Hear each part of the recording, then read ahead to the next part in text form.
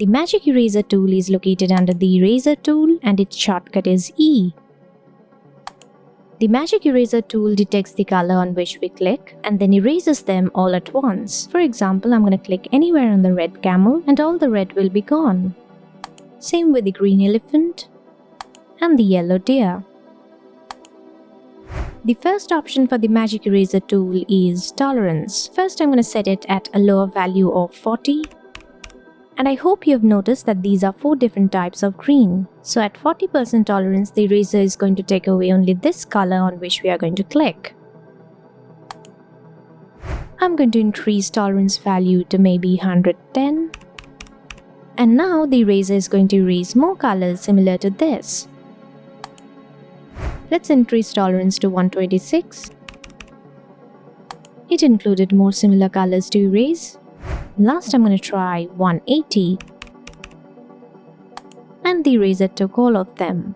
Next, we're going to discuss anti-alias. First, we're going to use the magic eraser without anti-alias.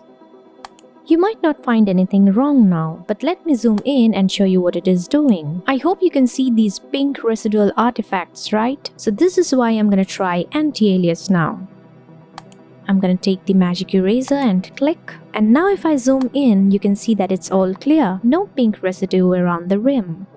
Next we have contiguous. Contiguous means the pixels have to be touching one another. So since the option is unchecked now, it means that the pixels do not have to touch one another. You can see that this screen and this screen do not touch each other. They're separated by this blue strip, right? So if I click here, this should also be deleted.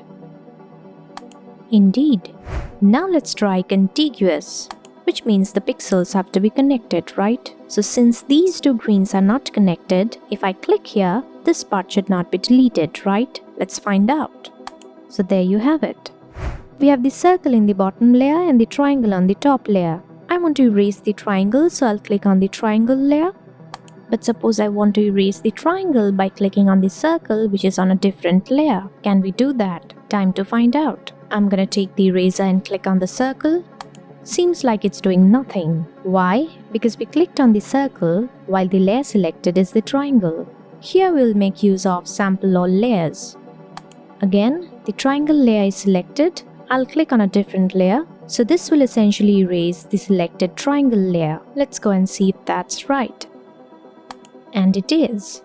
Next we are going to look at opacity. I'm going to use a smaller value first, 40%.